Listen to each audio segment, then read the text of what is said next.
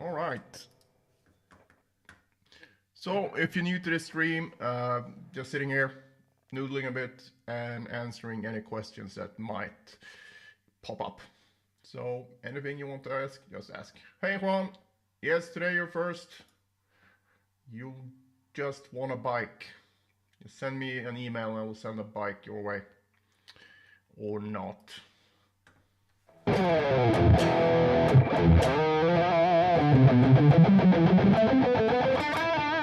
Hey Jordan. Everything good? How about you?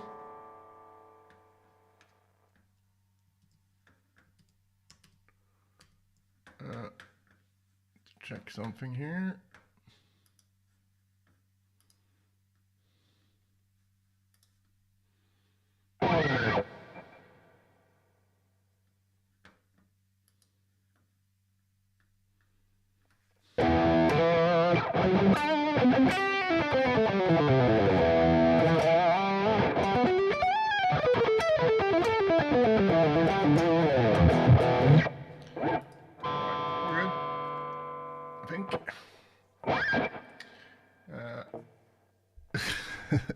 Well, don't let me stop you, Juan. Just keep going with your practice.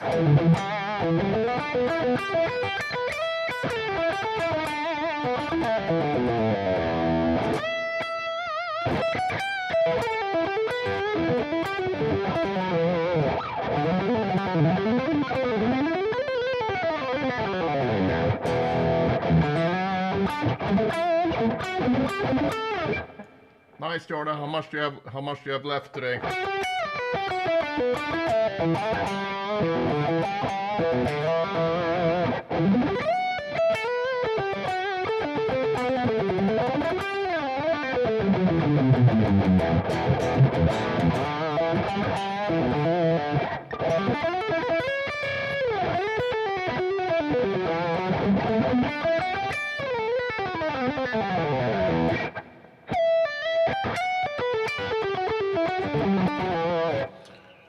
To fix the windows here. Let's see. There we go. Nope. That's really annoying. Well, there this works.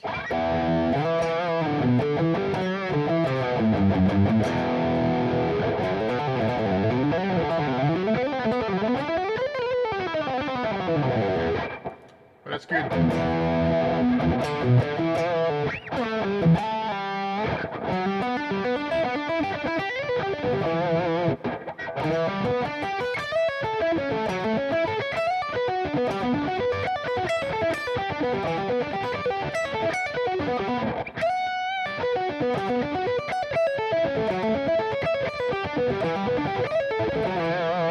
I just got back from the gym, so I feel a bit like, but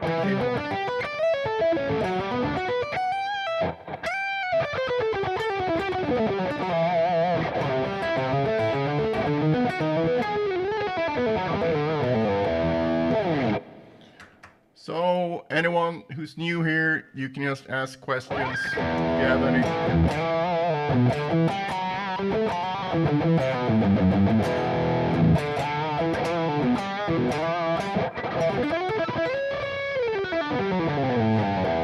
And also, if you want to improve your alternate picking, you can grab the alternate picking deep dive routine, link below. But that's just one small part of everything you're gonna get inside the practice room. And it's all free.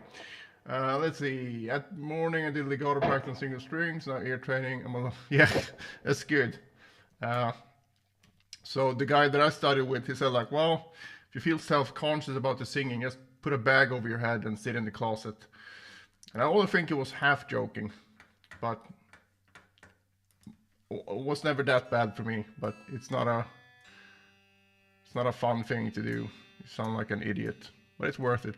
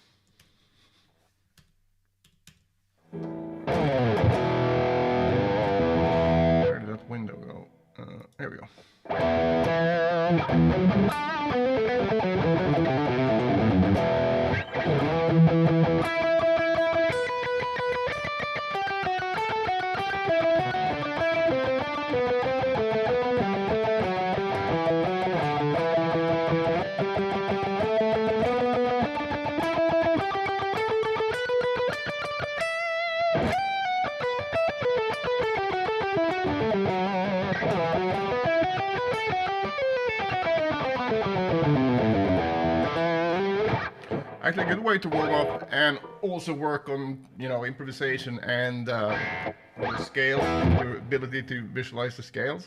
It's just to improvise very slowly in like a constant stream of notes. So if we do this in C sharp minor, for example.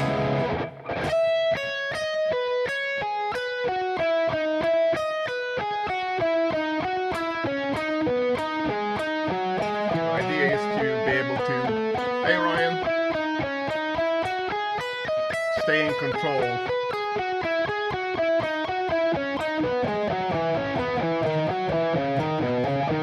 go as slow as you need.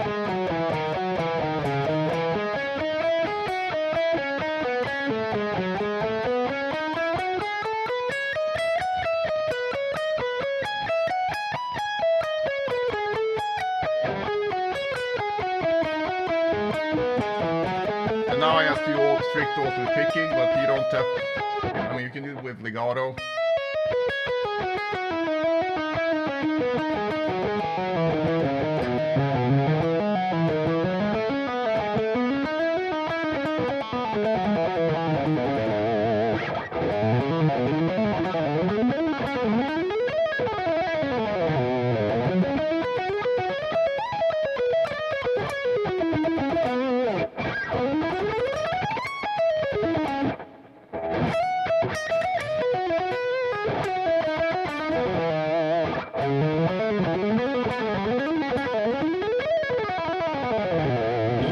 And then another one of my favorite ways to warm up and also just work on left hand or fretting hand.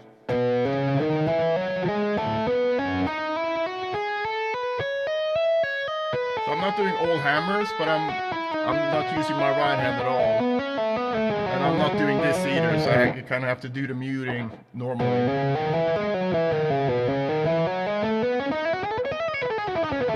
I'm way better at doing the descending stuff than the ascending stuff, but it's getting there.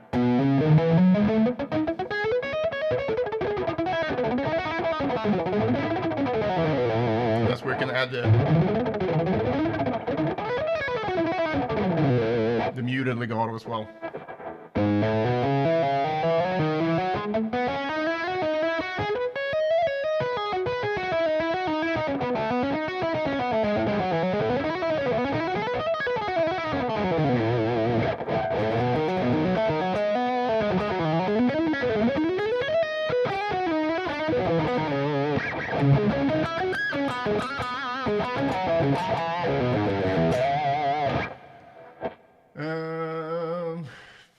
Sergio Strat, hey man, how's it going? Any tips on big stretches like Domination? So, yeah, practice where it's not as stretchy.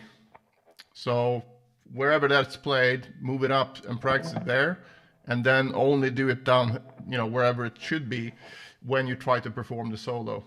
Because it's bad news to try to sit and like do hundreds of reps on something super stretchy when you can get most of the same benefit and learning the coordination by going higher, and you won't absolutely torch your hands. And this is something that Michelangelo Batio talked about, because he does a lot of these diminished type stretches, but he would never practice down here, even though he would use it in a solo. But again, it's a very different thing for your hands doing it, you know, 4 or 5 times in a solo versus doing it, you know, 1,000 reps down here. So don't do that, it will hurt yourself.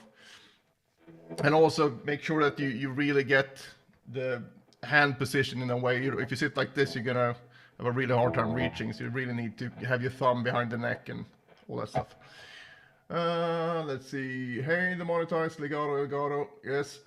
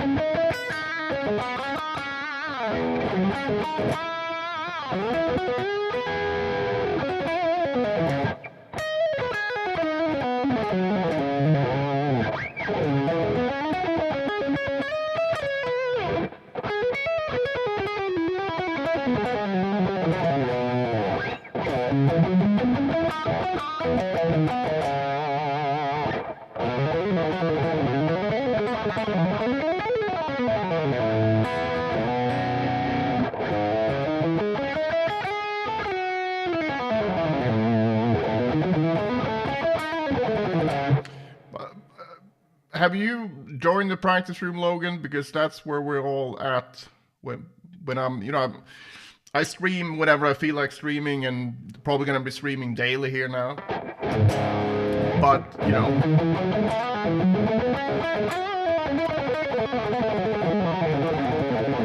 always in the practice room, and that sounds like a bad pun, but that's what the thing is called, right? And also in Practice Room Pro, so if you want to stay in touch, that's the best place. And it's free, so can't get cheaper than that.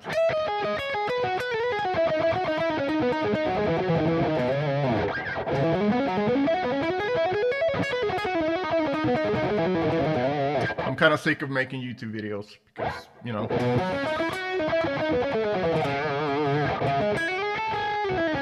I love streaming though, so that's no issue. But making videos, I feel like I've said everything I want to say 100 times over, so I'd rather help people sift through all the information. So I really do think it's the problem today is not lack of information. There's some shit out there as well, but mostly it's too much. So you kind of need a guide more than more information.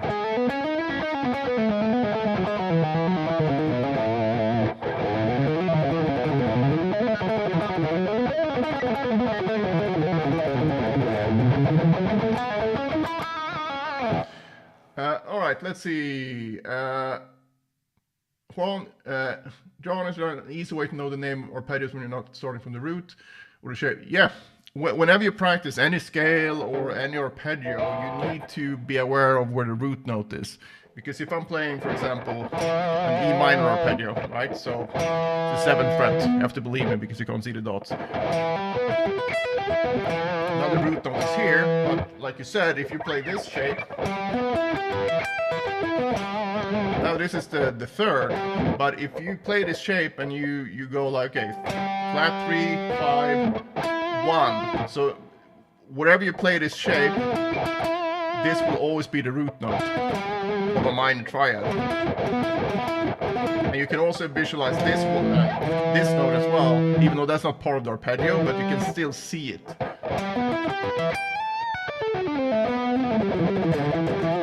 Right, so the normal practice room is always free, so that's yeah, you're welcome. But anyway, so Juan, make sure you do that. So find the root in everything you learn. If you learn the triads like this, the root note here, root note here, root note here, root note here. So otherwise, if you don't know that, it's going to be really hard to use them in, if you're already learning the shapes, it doesn't take any longer to just focus where the root note is. So.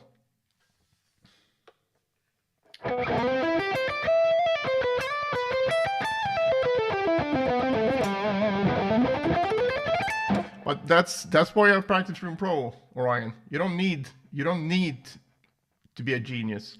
I'll do the heavy lifting for you, and you can just sit down and practice. No, but seriously, that's why I made Practice Room Pro, because when you have access to all my courses, if I just give you all the courses, you're still going to be overwhelmed because you're like, where do I start, right? So you need to know where you want to go, and then you need to know, what's a good way of getting there more efficiently, and that's where I can help. Hey Scott, nice to see you. Well, good to hear, Logan. Sorry, Logan. Juan. But that's super important. And if you start doing that consistently, after a while you will start seeing like, oh, okay, so that's why when you play this shape, so there's an E minor arpeggio, but if you go, oh, that's a major arpeggio because the flat 3 goes up to a major 3, and then you can see this thing, and clouds part and the sun comes out.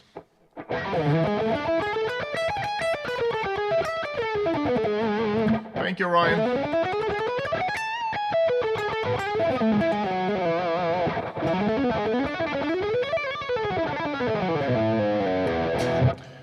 Let's see, I can attest the slow practice works, been a couple of months now, my actual extensions and top speed increase. Great to hear, Scott. No, but that's the thing. But I have better things to do than to sit there and lead people the wrong way, right? And if anyone comes to me and they've tried other ways of doing it, then try my way and see if it works. So if you already have a system that works for you, and then you come and say like, well, my system works for me, that's like, great, keep doing that. But I'm here for people who've tried different things and it hasn't worked, but they haven't tried the way that I do it. And I believe in it super hardcore because it works so well for me, and it's worked for so many students that I've had over the years, both private and just people telling me, they use my approach and it's worked really well. So that's all. But I'm really happy to hear that, Scott, because that really makes a big difference for me just to hear it from people. I think most people who try it, they don't even do it. Yeah, and that's super common, Scott. But also even with my approach, I've realized that if I say, oh, practice slowly, that means different things to different people. And so I had to explain why you practice slowly and all that stuff. Why slow in itself isn't necessarily better. It's just about when you repeat something, can you focus on everything that's important for your ability to play that smoother and faster eventually, right? So that's going to have quite a low top tempo for most people. I can play this much faster, but I wouldn't practice at that tempo because I know I can't focus on everything that I find important, with the finger choreography and all that stuff. So the actual fact that it happens to be slow, that's sort of a byproduct of everything.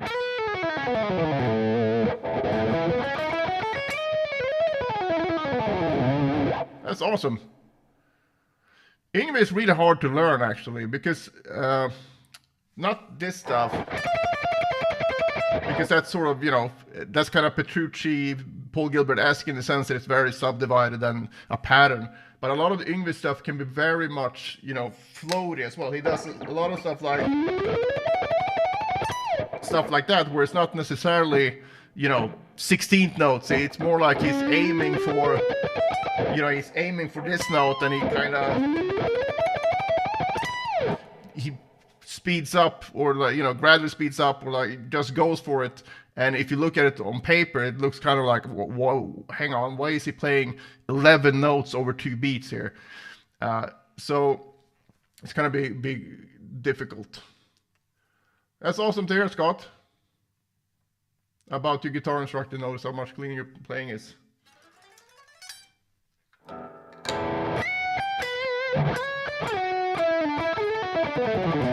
Well, that's the only downside to my way of doing it. It can be very boring to be like, fuck my life, fuck my life. But I'd rather do that than doing stuff, having, I have so much fun now, but it's not going to give you the same results. Hey, Shahar. Where did Shahar get in? Oh, there we go. Missed you, Shahar. Sorry. I put the chat in a weird place, but if I move it, it's gonna... This OBS thing is great, but not this thing. Oh, here we go. But fucking hell. That's annoying. Why can't I get it where I want it? Oh well. Conso, welcome. I haven't seen you here, I believe. Hi, Don. In your private lessons, do you teach other scales like the Byzantine scale? Thank you, amazing job, like always. Well, it's not, it's not super high on the list because it's not a very common scale. But whatever you want to learn, will work on, because that the Byzantine scale is, well, actually I need to check it out so I don't spout bullshit here.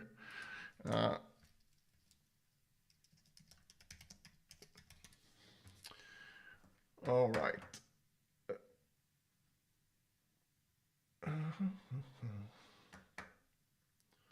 Okay, it's the same as a double harmonic minor scale. Yeah. So this is what it says here. So the way that I would see that is like, oh my god, annoying. Hold on, this chat just took over the whole thing here. There we go.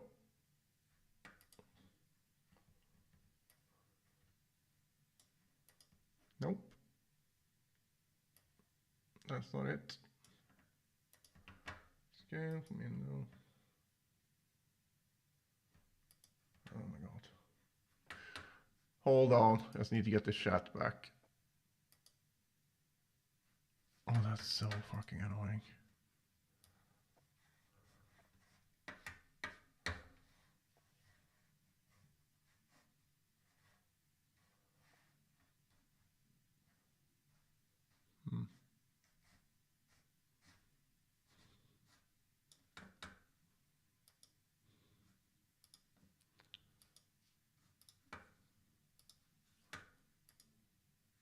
All right, here we go.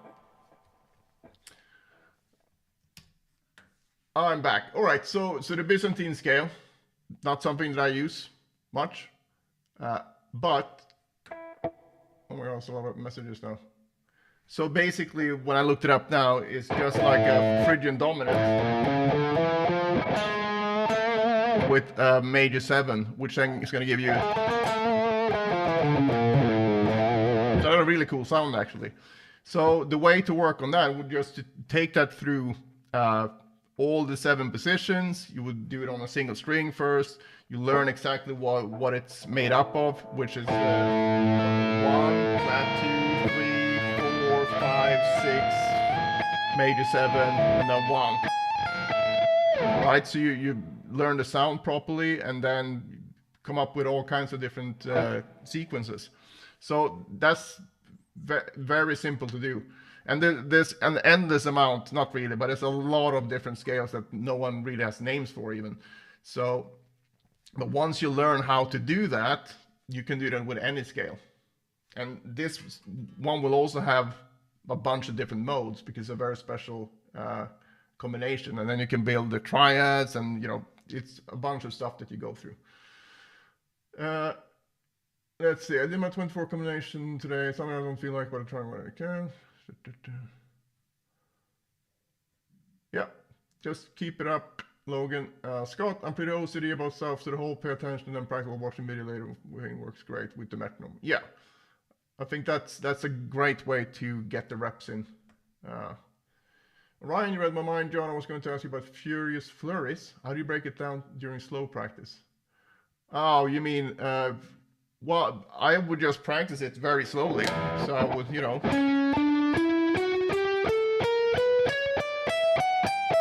and break it down in sections.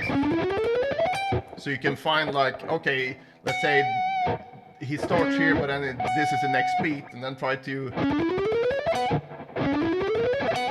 get that.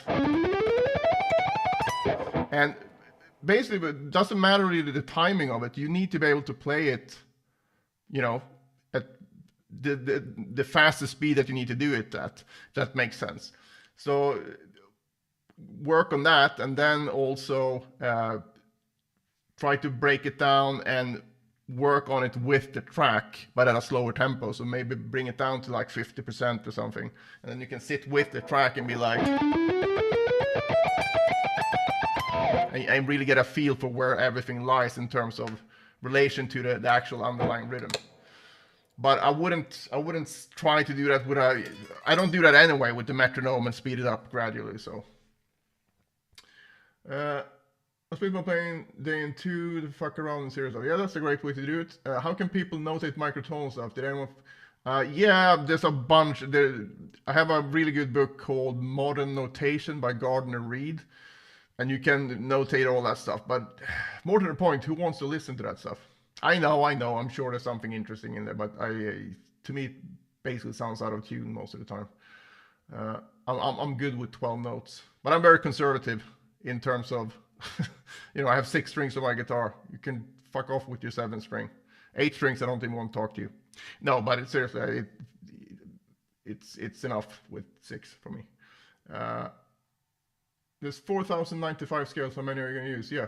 Where did you get that number? I mean, there's a really good book by Wayne Krantz called an improviser's operating systems, on improviser's OS, and it goes through, I think, two note combinations up to 11 note combinations. Meaning that he would go through like, okay, if it's 2 notes, you can go, this is a root note, you can go 1 and flat 2, 1 and 2, 1 and flat 3, 1 and 4, sorry, 1 and 3, 1 and 4, 1 and sharp 4, 1 and 5, and so on. Then he would do 3 note combinations. Then it would do, so very systematically. So the first 3 note combination could be 1, flat 2, 2, 1, flat 2, flat 3, 1, flat 2, 3, and so on. So it's very, very much systematic. And there's a shit ton of combinations that are available. So yeah. Certus, I did download school on my phone, but I don't know if I can chat without it. It seems I can access a thing, but I don't know if it's... Huh? Yeah, but you need to use the link below and sign up to the practice room. It's for free. And then I need to let you in as well. So I'm going to look at your application. I just have that because there's a lot of weirdo marketers that don't even play guitar that's going to try to DM people, and I don't want that. So, and then you're good to go. It's just like a forum, and then you have a classroom section with a lot of free stuff as well. So people like free stuff, I've seen. Ryan, I recall throwing up when Hammond Holzer presented his scale charts. Yeah, he made up his own stuff. Thank you for asking my question, Green from Romania. Oh, Romania. You guys have some really cool choir stuff, right? Or is that Bulgaria? I know Steve Vai did some, it might be Bulgaria, but I do think you have some really cool stuff as well, like folk music. Am I aware of Dave Davidson? Revocation was seen tomorrow. It's very clever. I've heard his name. I've probably heard him play at some point, but nothing that I remember.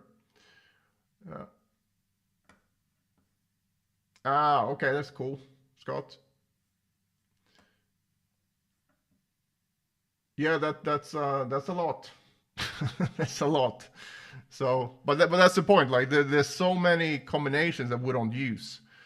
So, and even if you want to do that, I think you should learn the normal combinations first and at least go through them, because I mean, just if you go to the normal scales, Lydian is a great mode.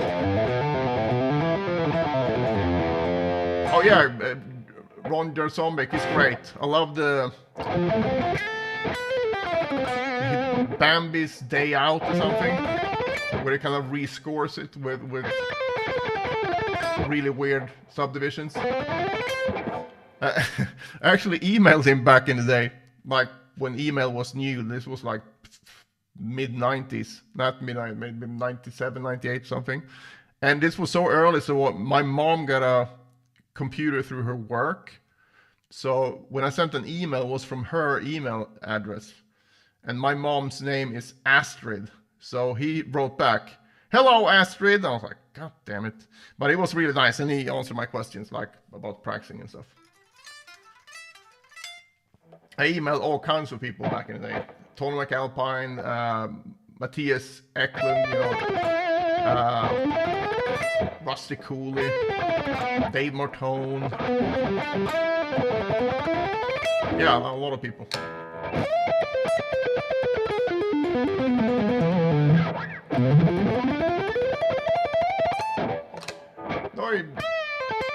care. You can spam as much as you want. It's not really spamming.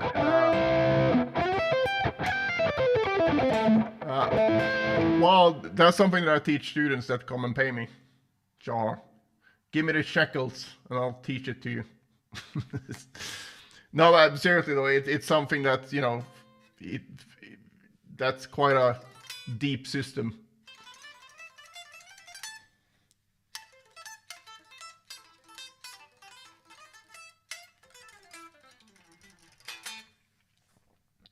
Yeah, there is, but I think there's so many sounds that are like unexplored, Scott. So there's so much room for innovation there, but also I think there's a lot of stuff that's been explored and people kind of collectively have decided that these are the most usable ones. But I also think most stuff probably hasn't gone through properly. Yeah, EI is great. Do you believe it's easier to do economy for a thin per string liquid? Doesn't matter. No, I mean, on paper it is, but it's very easy to rush this thing. So it's a great technique, but I think nothing is for free basically. So maybe your potential top speed with economy picking might be higher, but there's gonna be things with economy picking that's not gonna be that great in certain situations. And the same thing goes for alternate picking. So it's better to learn both, because it's like I mentioned this before, but it's like having a toolbox. And if you only have a hammer in your toolbox, you gotta be a very crappy carpenter. So get more tools, basically.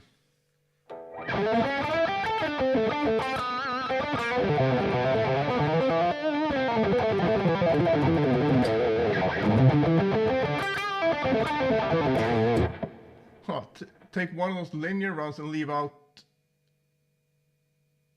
What do you mean leave out? You mean you pause on every third beat, or?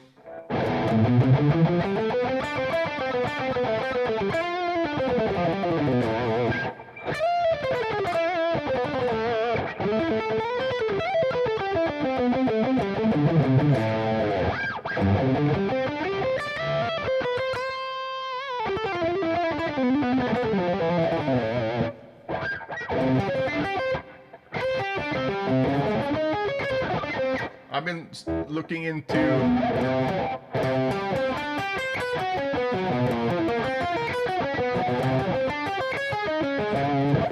no, I haven't. And Gothenburg is not that close. I mean, it's like 4 hours or something. So I mean, it's very close compared to if you live in Denver, like you do. But no, I haven't. But I have a lot of students who have been there. So.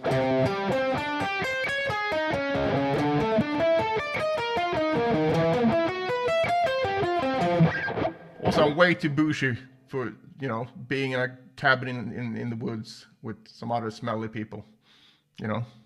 That's what I love about one of many things I love about my wife. She's like, camping? No, I'm not gonna do that.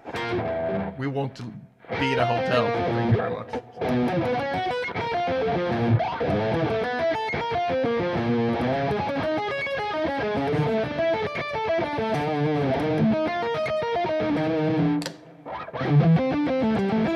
You mean this thing?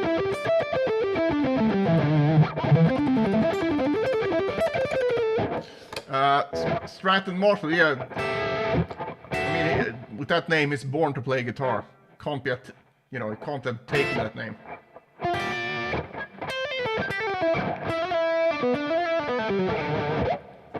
No, he's great. I love his tone, and he has some really cool things. For sure. I think people ignore messing with time a lot. Yeah, for sure. And there's a lot of things that you can do, as you said. But again, the basic things there as well, right? Because you have like, yeah, that sounds glamping. I know about that, but yeah, maybe I could do that. It's just that whole thing like shitting in the woods, and no, just no. I'm too too much for me. But I mean, you can do stuff like, so you have like,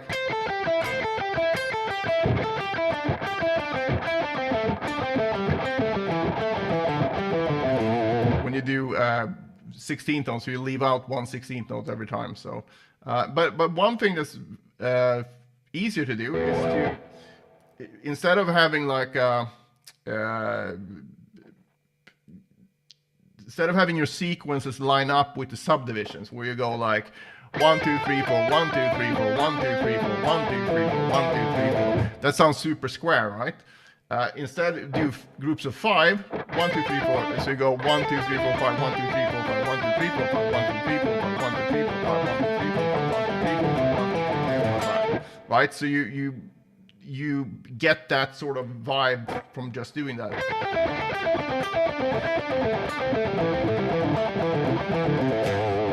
Or if you want to do groups of 4, but you do it in 5 instead, so you can go, I mean, if you take it as a chromatic, do that in 1 and 2, sorry, 1 and 2. And just a chromatic scale can sound pretty cool then. Or make it a bit easier. No, nothing is perfect. It depends on the day. So, yeah, that Van Damme film is hilarious. When I started seeing, like, hang on, Nady Gibson, like, or Fender, was it Fender Gibson? And it's like, this dude has been reading a guitar mag and just taking ads, doing the names.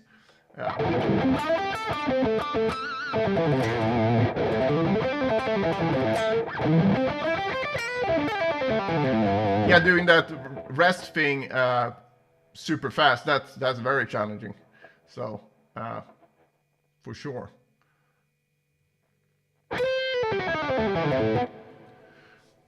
No, I love it. It's more interesting.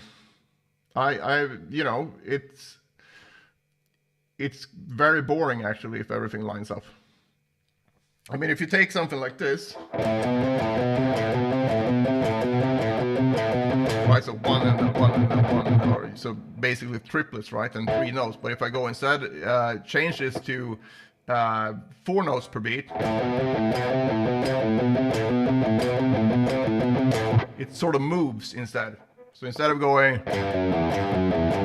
because then you're hammering this into your audience ear. So, but if you let it move,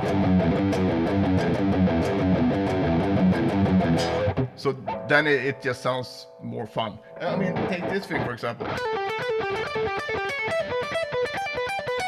That fucking hell, Symphony of Destruction thing. If Marty went like this.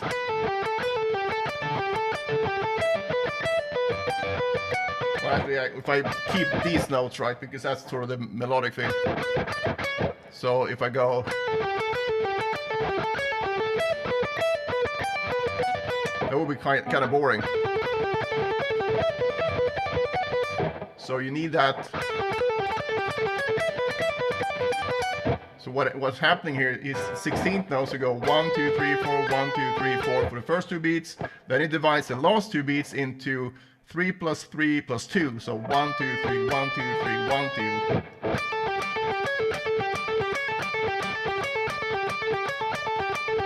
Right, so it moves basically. So that's cooler, I think.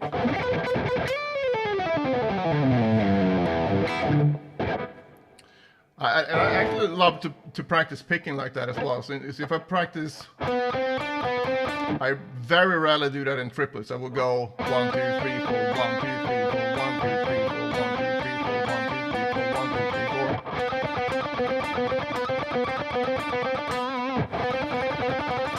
4. Much cooler. And then if I would go that, I would do that in triplets.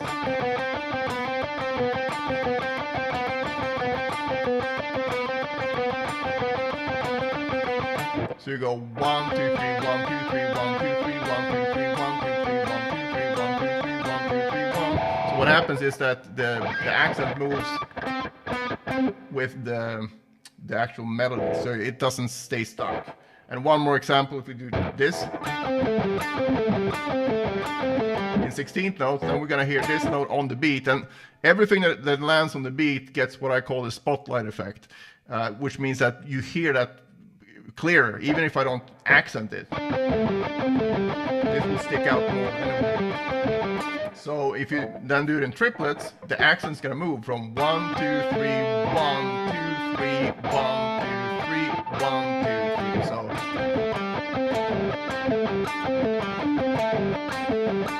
and if you do groups of 5, let's see.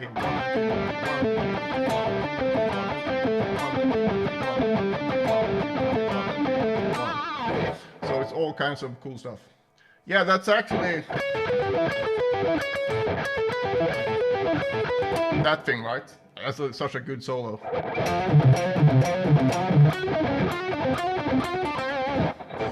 Very cool.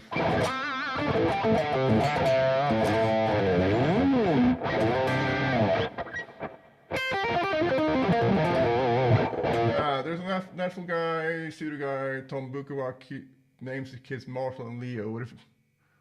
I mean, it's his kids. There's a guy on Joe Rogan's podcast, the ex-CIA guy, Mike Baker, and his fucking kids are named Sluggo and something else. It's like, what are you doing? That's a bit like, okay. No, it's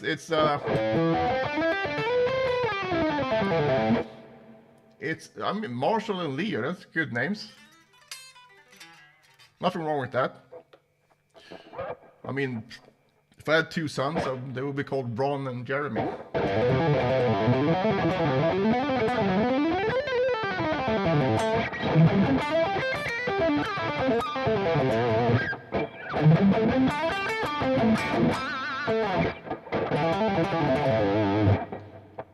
Yeah, it's Sluggo and hang on. It's so stupid, and he's like this weirdly. I mean, it's his son, so of course he's proud of them, but it's just weird. He always comes up. He always have to name them in the thing.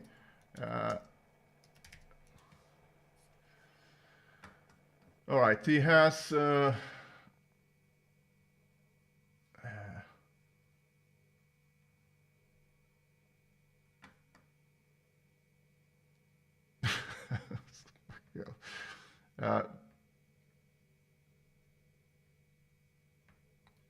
Also, this might be just names that he uses when he's on the podcast, considering his work for CIA. So he probably doesn't want to get their real names out there. So that might be a thing, but he's used the same names every time I heard him.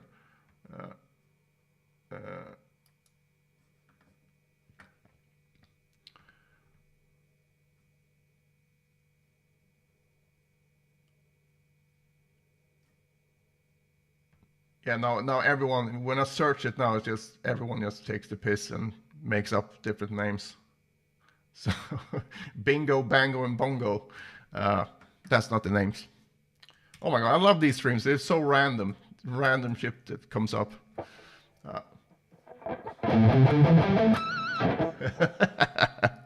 Yeah, I knew you would get that, Char.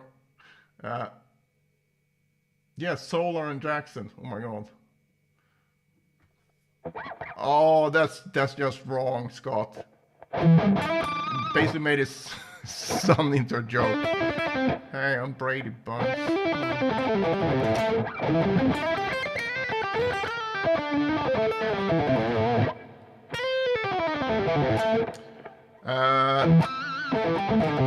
No, it was actually Metallica, Enter Sandman, because the Black Album came out right before I started playing guitar.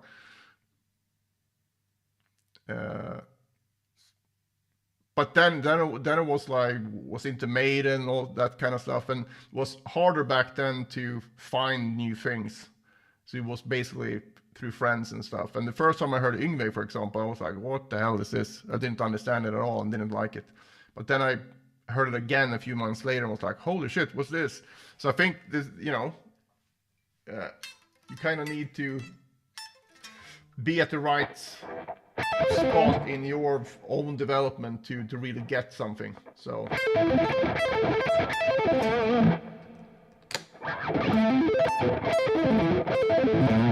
any more questions? I gotta go and eat something. Huey, Dewey, and Louie. Yeah, that's a great way to get your children to hate you. Gets the teen years will be even better then.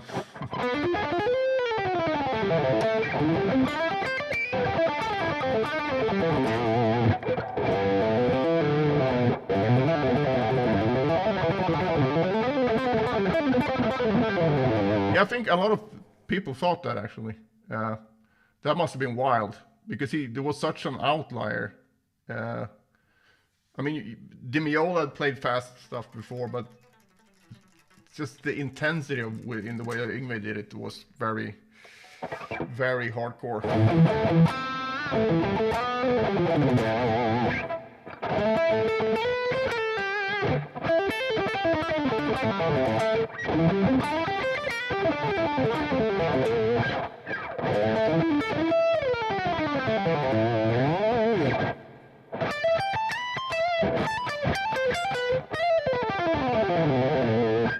Yeah, for sure. That's a great album. And Shawn Lane, awesome as well. Yeah.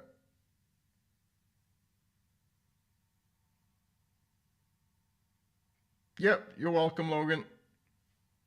Just go for it. I think Passion and Warfare is amazing. I think Yngwie's first solo album and Marching Out as well, I think. And then Vinnie Moore's Time Odyssey is amazing. Tony McAlpine's Maximum Security. Powers of 10. Shawn Lane, great. Not so much for the fast stuff, I would say. I think I was very surprised. I mean, he's playing really cool shit, but it's so melodic and musical, so that's great. Yeah, exactly.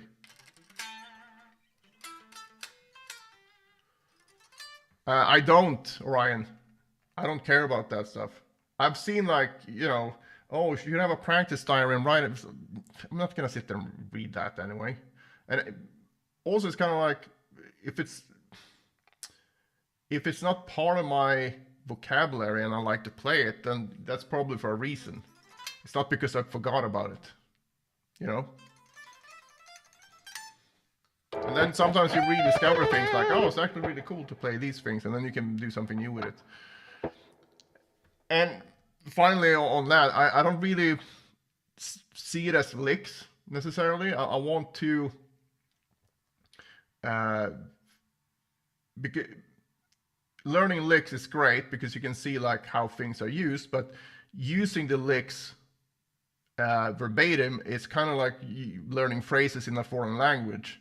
You want to learn the phrases so you can understand how things are put together, but you don't want to be like rigid about it. So, if you learn in Swedish, for example, like, oh, excuse me, miss, I think I forgot my coat at the bank. That's a lot of words that you can use in, different combinations and different contexts, but that sentence in itself will sound very weird in any other context than you forgetting your coat at the bank. So that's why it's a bit, weird. I usually practice on an acoustic guitar for that, or just, I rarely sit with, if I had a clean sound on my guitar, it would be more stuff like this. And this is more for like chordal stuff.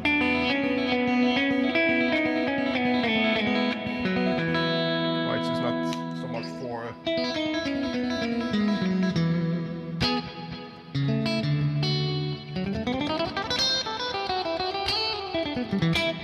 not so much for the technique stuff. It's just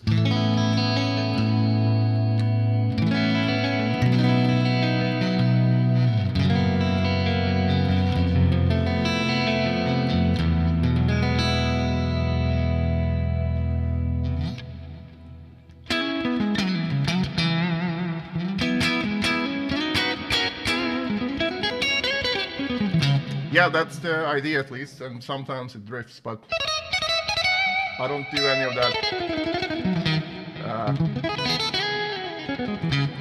I don't tune down generally.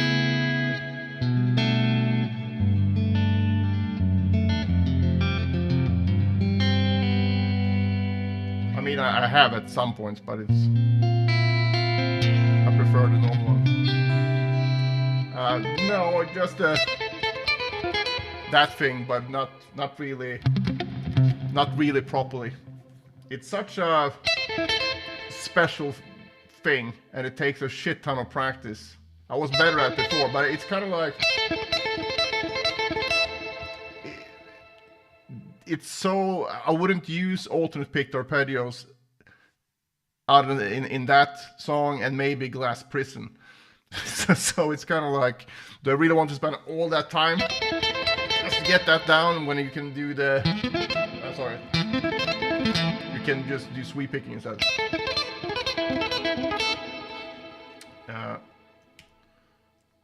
It's kind of like it's a Swedish saying, like don't cross the stream to get water.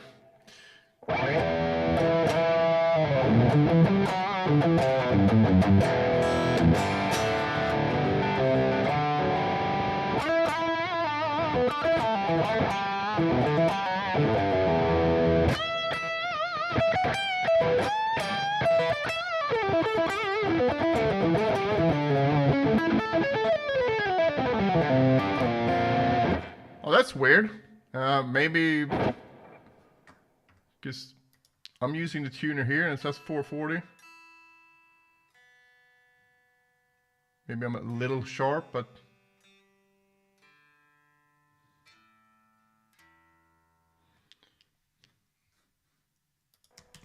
I don't think the stream should pitch anything up. You know, I have my Giacomo speed my playing up pedal, of course, so.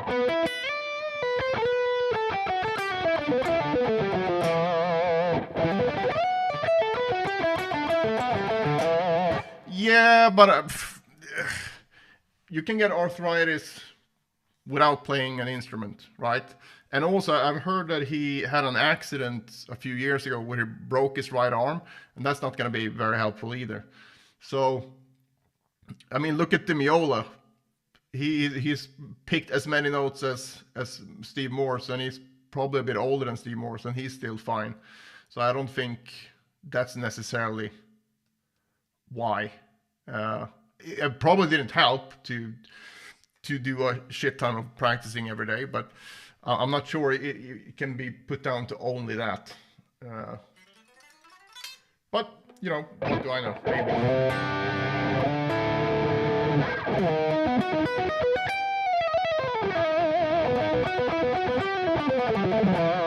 Again, we have Michelangelo Batio as well, who I think is the same age. And, you know, he's played a lot of notes throughout his life.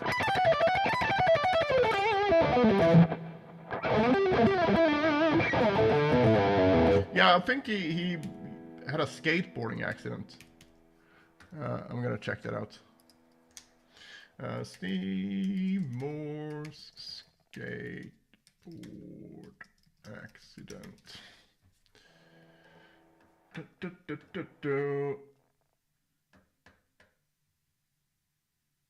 Okay, here's and this is from 2015.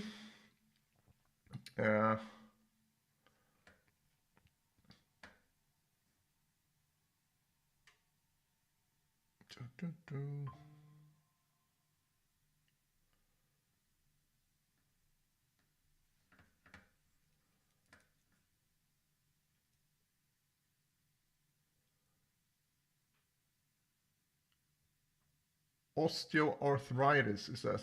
Not so strange after more.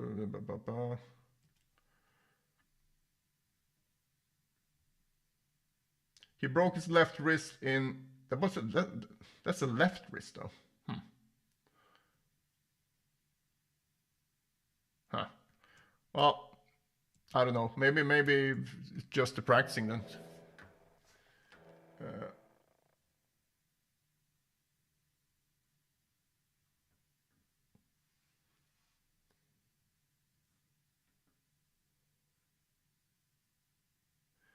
No, I think with George, I haven't heard him play, but I think if you don't play much anymore, I think the same with Yngwie. I think Yngwie is not. He doesn't sound. He sounds like a shadow of his old self, in my opinion.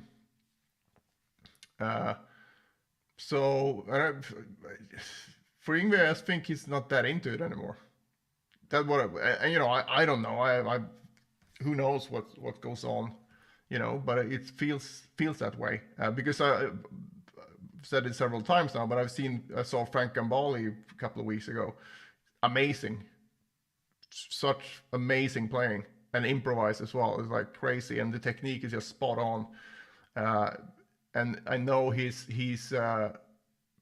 and he said he practices a lot, and he wants to get better. And I think that's the attitude to have. Same thing with like John McLaughlin. He played, you know, he still plays great. He's slowed down a bit, but because he, you know, he doesn't practice as much anymore, but he's still amazing. So I think it's a lot of cop-outs and be like, well, you're old, so you can't do it. Just say, go check out Martha Argerich. Actually, I'm going to end on this. I'm going to send this in the chat. You can go check it out yourselves.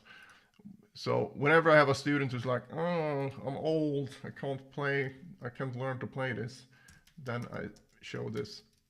And she was 79 when she played this. This is the one.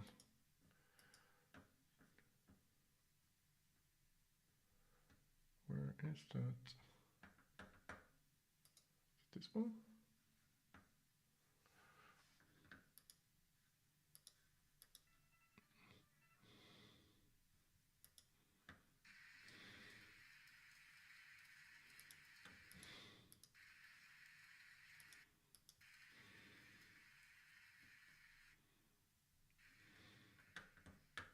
Oh my god. Hold on. It's worth looking at.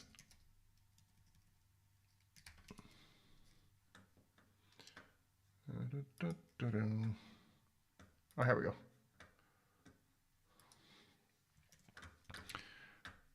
So just check this out.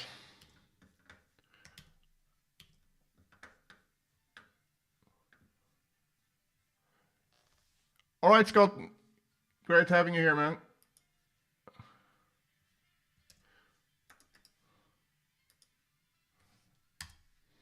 So what's so impressive about this is that it's fast and all, and you know, I've heard pianists play faster than this, but it's so clean, and also it's not just a, you know, rubato thing where she's playing by herself, solo piano. She's playing with an orchestra, so she really needs to keep the timing perfect. And I believe she's 79 in this clip. So, yeah.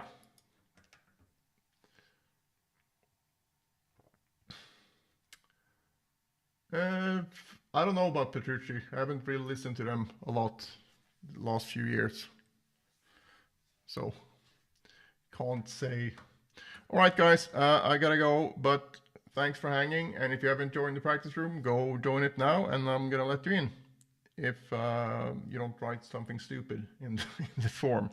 Yeah.